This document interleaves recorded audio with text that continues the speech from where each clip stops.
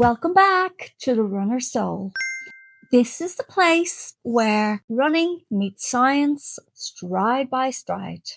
And as ever, I am Sharon, your resident podiatrist, and I'm also a runner, and you guessed it, a foot nerd.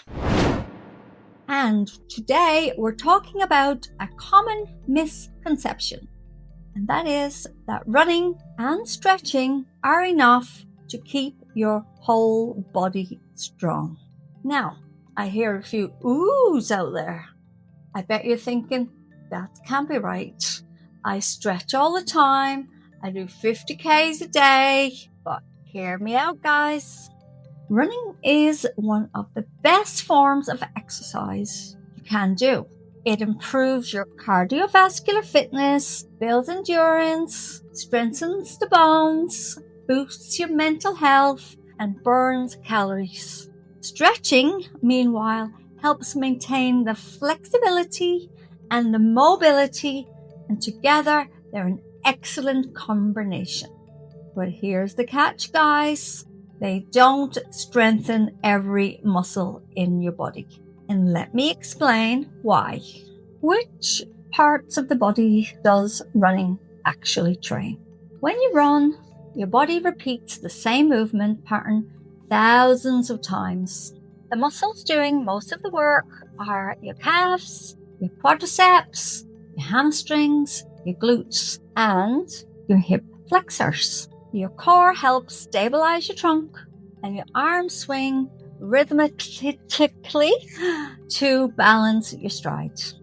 Now, these muscles become incredibly efficient at the specific demands of running.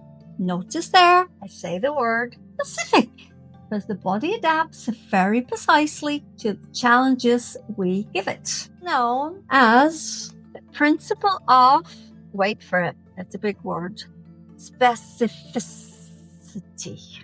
And if you ask your muscles to perform the same repetitive movement over and over and over and over, they'll become better at that movement, but they won't necessarily become stronger in other possible ways. One of the biggest misunderstandings in fitness today is confusing muscular endurance with muscular strength. Now, they are both very different things. Running requires your leg muscles to contract repeatedly for long periods, often at relatively low force.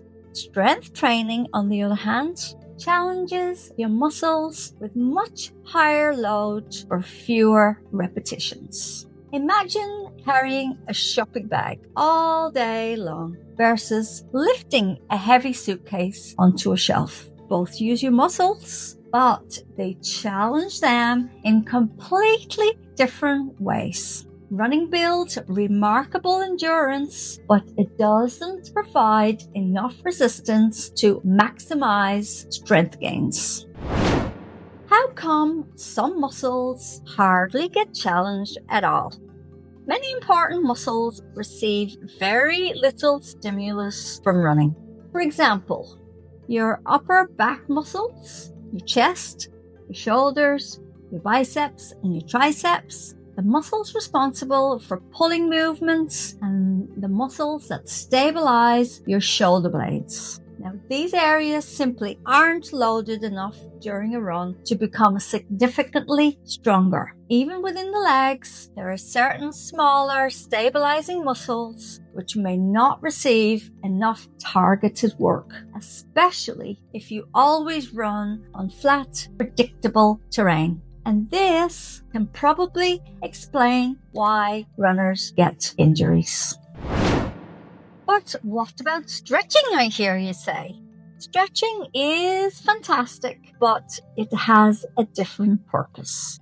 Stretching helps improve your flexibility. It can maintain joint range of motion.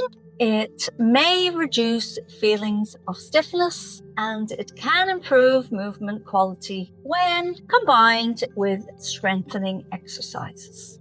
But here's the thing, stretching does not create enough resistance to stimulate meaningful muscle growth or significant strength increases. So, in other words, your stretching definitely does improve how well muscles move. Strength training improves how much force the muscles can produce. But those are two completely different adaptations.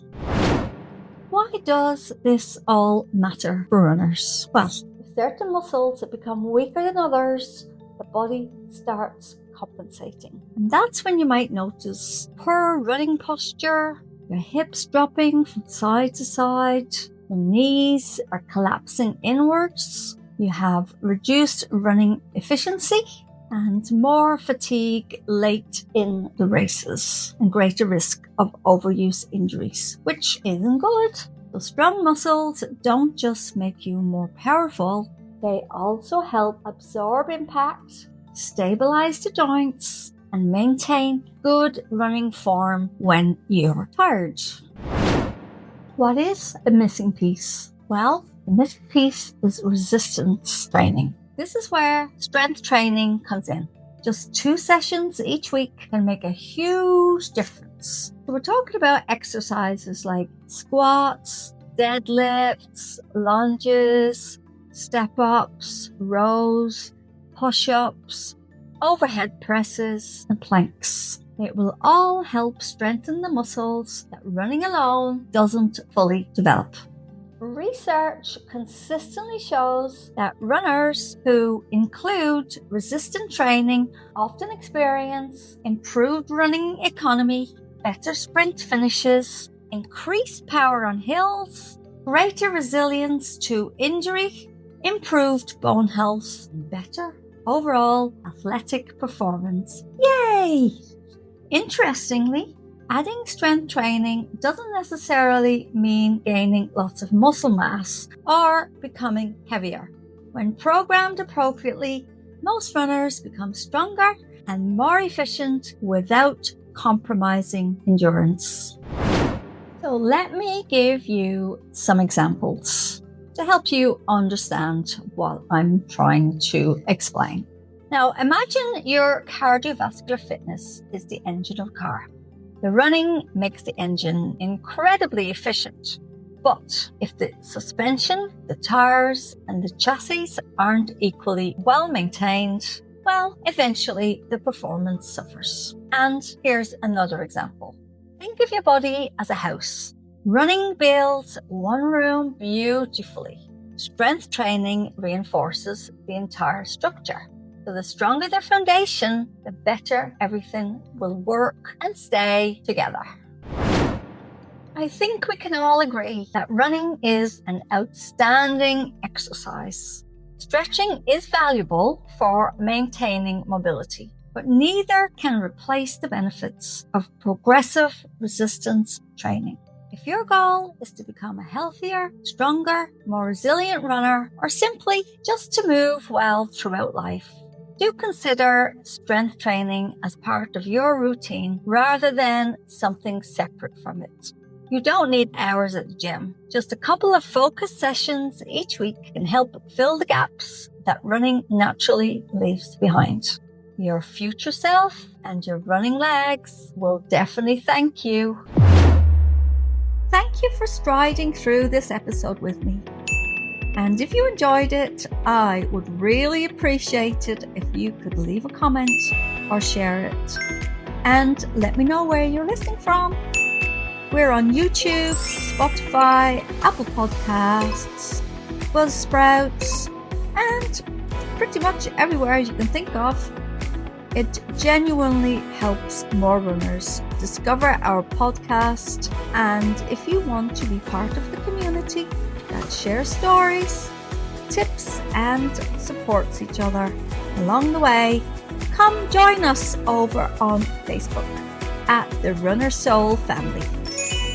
If you've got questions about your foot health, about your running, or anything and everything in between, I am always happy to help.